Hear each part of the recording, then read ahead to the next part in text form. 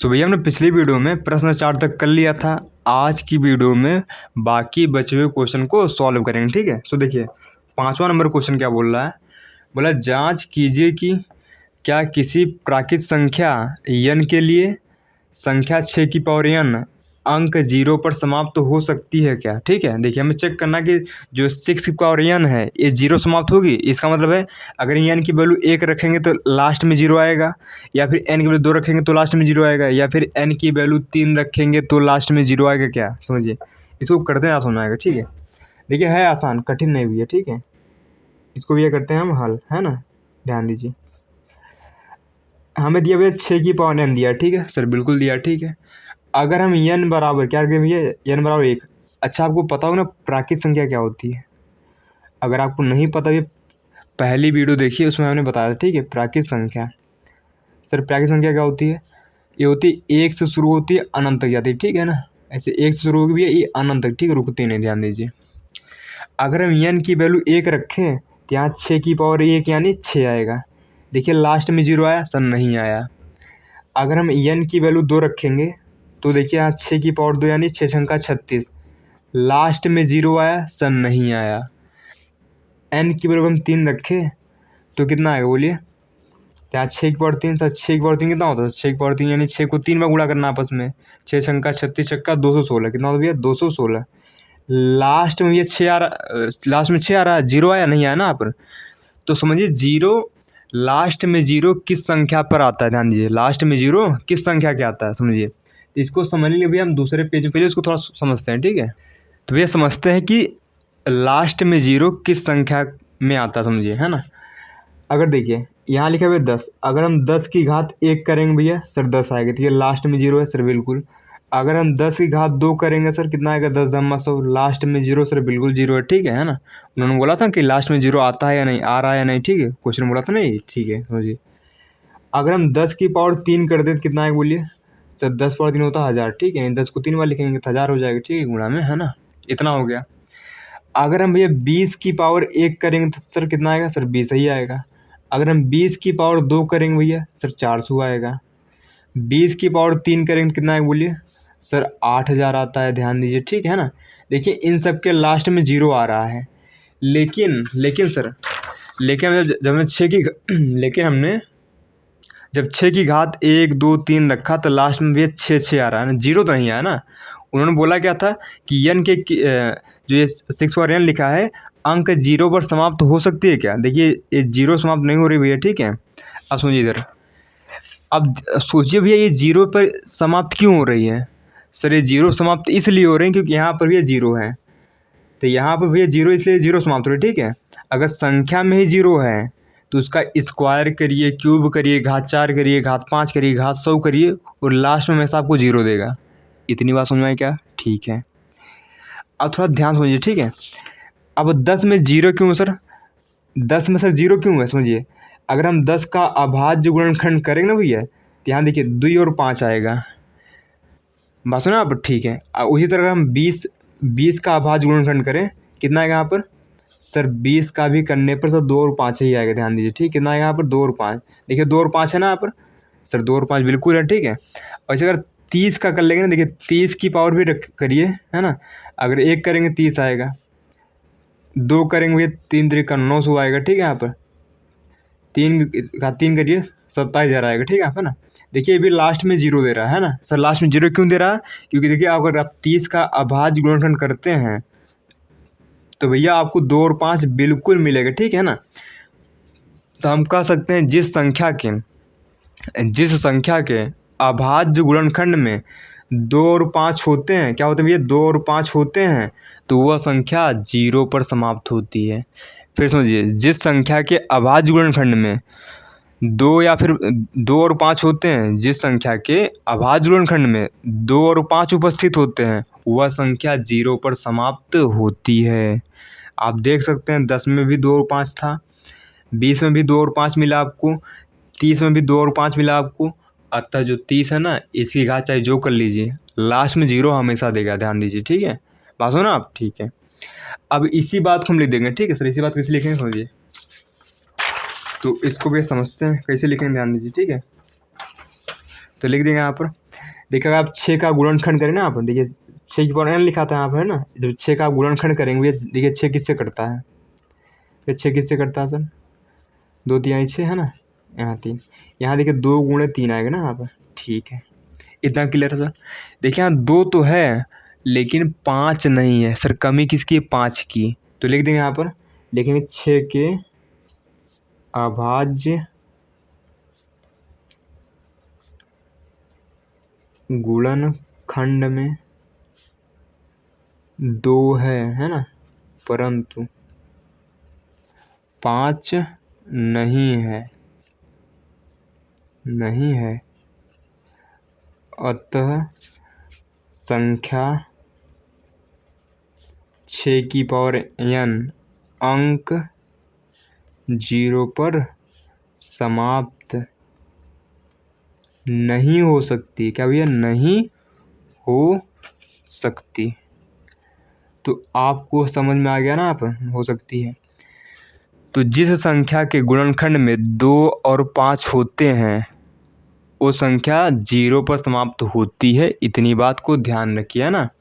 चाहे कोई भी संख्या लीजिए, आप 40 लेंगे ना आप, तो 40 का भी आप अभाज्य गुणनखंड करेंगे भैया तो आपको 2 और 5 जरूर मिलेगा ही मिलेगा, 100% एकदम क्लियर है। ठीक है, यहाँ पर देखिए यहाँ पर 2 और 5 2 थे ही, यहाँ पर 5 भी है ना आप।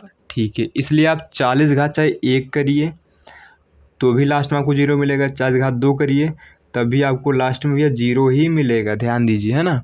तो 40 घात चाहे आप जितना करिए आपको 0 मिलेगा। क्यों सर 0 मिल रहा है, क्योंकि भैया 40 के अभाज्य गुणनखंड में 2 और 5 हैं। अब ये मैटर नहीं करता 2 25 बार है कि 50 बार, नहीं, 2 और 5 होना चाहिए, 2 100 बार हो और 5 है 50 बार, उससे मैटर नहीं करता। 2 और 5 है तो संख्या 0 पर समाप्त होगी, 2 और 5 नहीं है तो संख्या 0 पर समाप्त नहीं हो सकती, ध्यान दीजिए। ठीक है सर, ठीक है, आशा करते हैं क्वेश्चन समझ में आ गया होगा, है ना।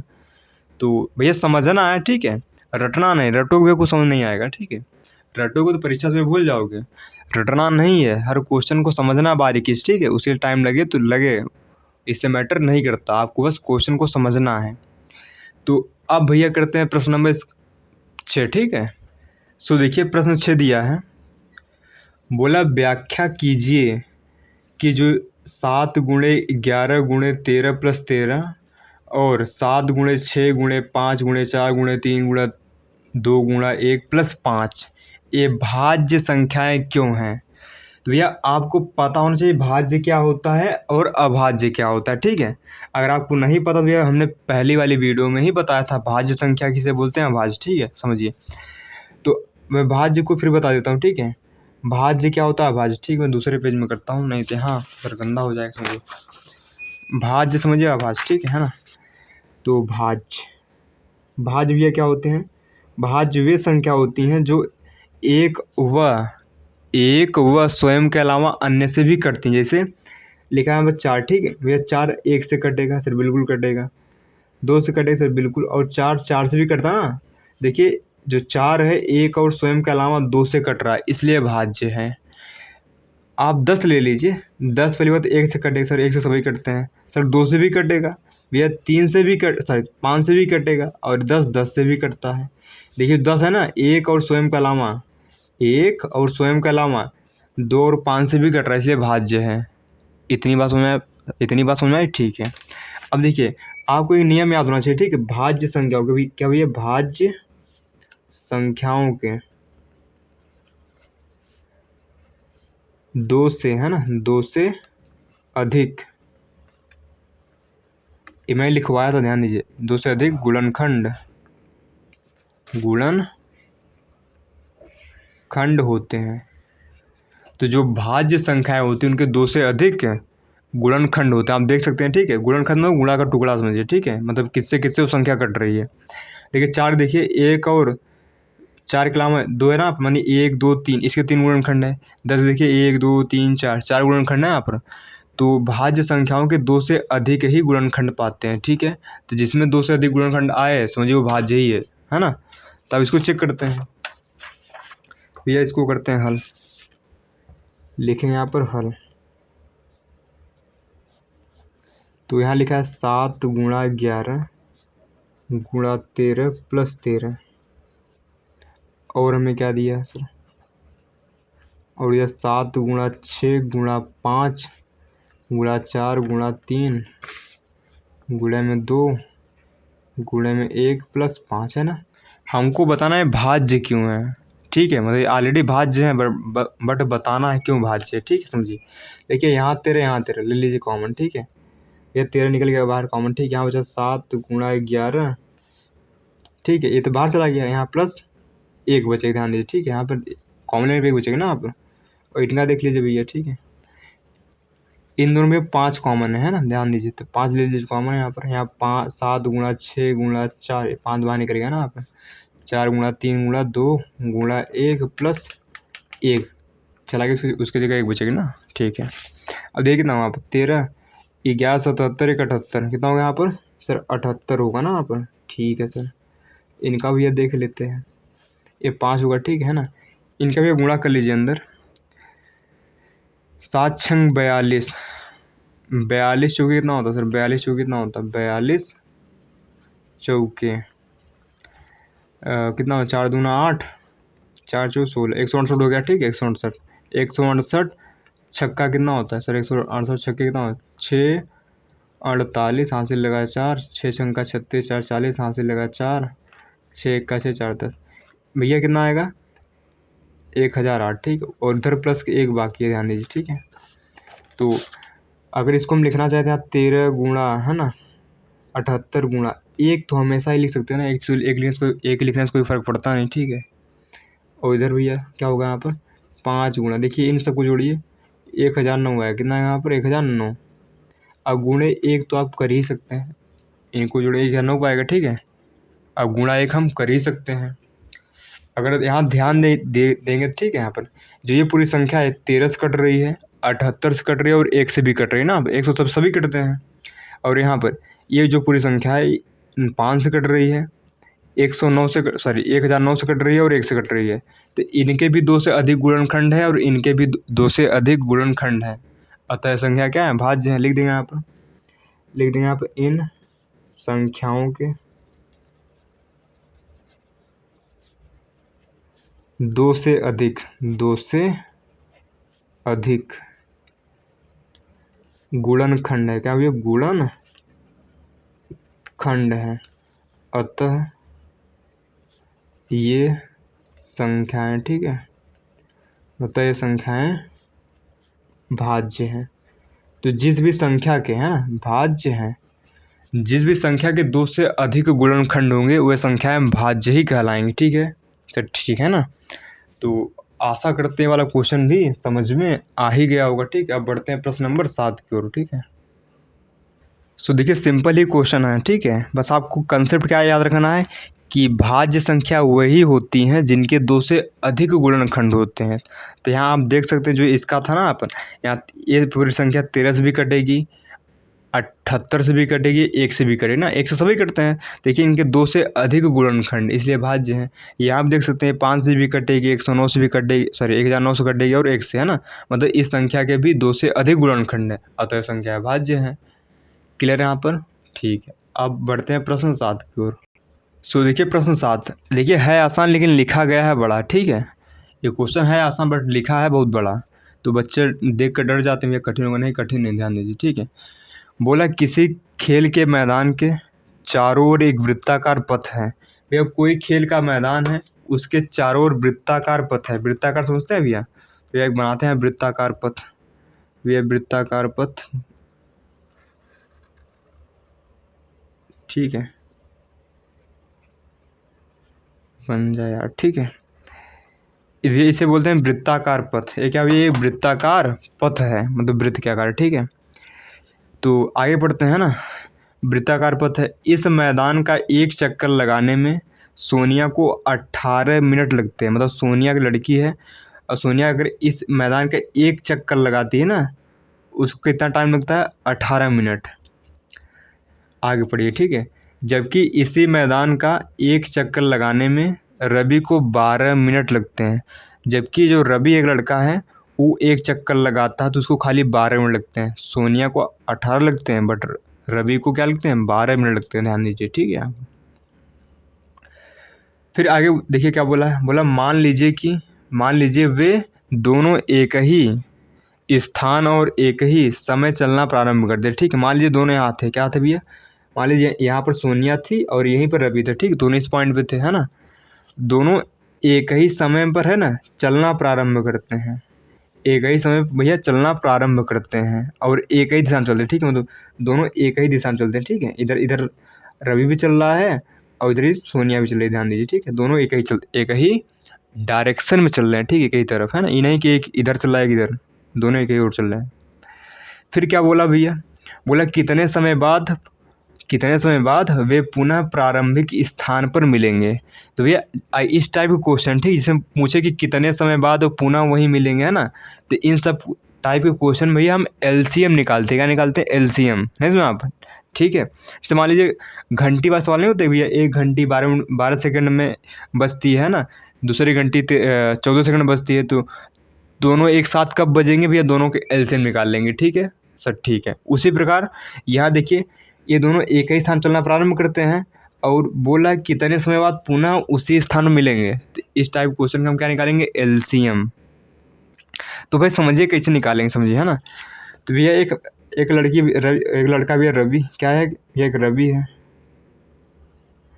और ये क्या भैया सर, सोनिया है। क्या है सर, सोनिया लिखा है ना, कहाँ गया, हाँ सोनिया। ठीक है, एक सोनिया है।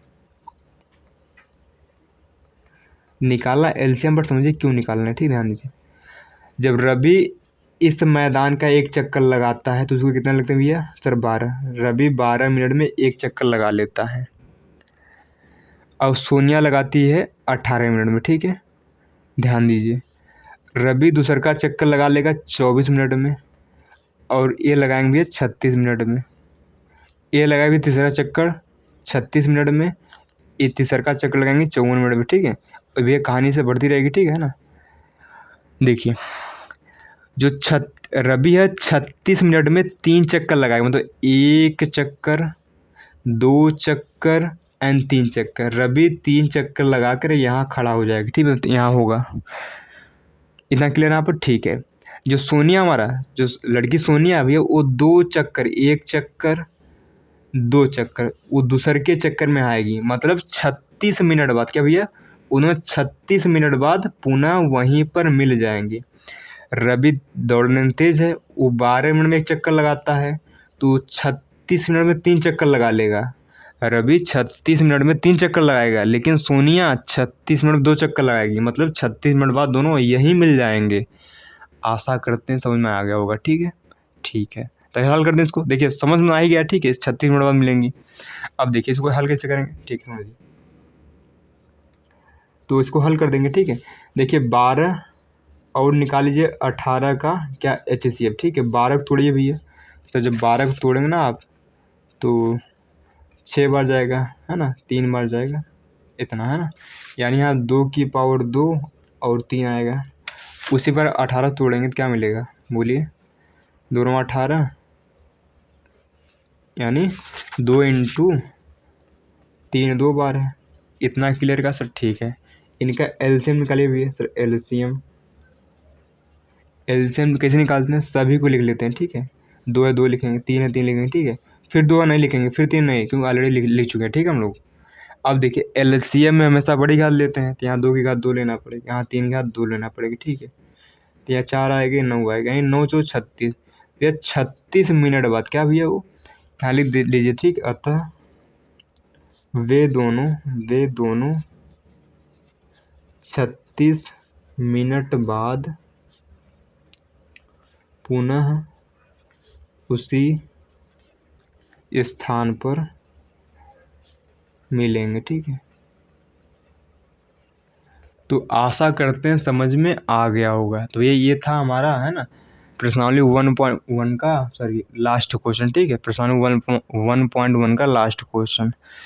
तो ये क्वेश्चन समझ में आ गया ना।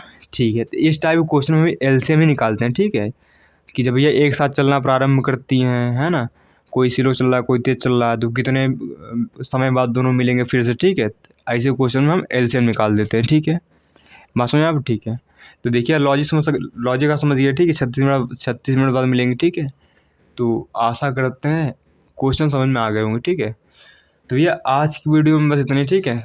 अगली वाली वीडियो में है ना प्रश्नावली 1.1.2 को शुरू करेंगे, ठीक है।